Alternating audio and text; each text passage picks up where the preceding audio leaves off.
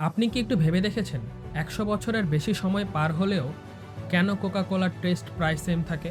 কারণ Coca Cola জানে people don't buy drinks, they buy memories.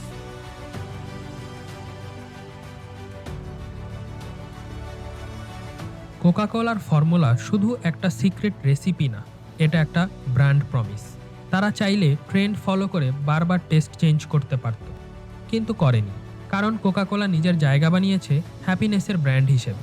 আপনি ইউএসএতে থাকুন, বাংলাদেশে কিংবা ইউরোপে, লাল রঙের কোক দেখলেই মনে পড়ে যায় সেম ফিলিং, সেম জয়, সেম স্মাইল। এই ইমোশনাল কনসিস্টেন্সিটাই কোকা কোলার বিগেস্ট স্ট্রেংথ।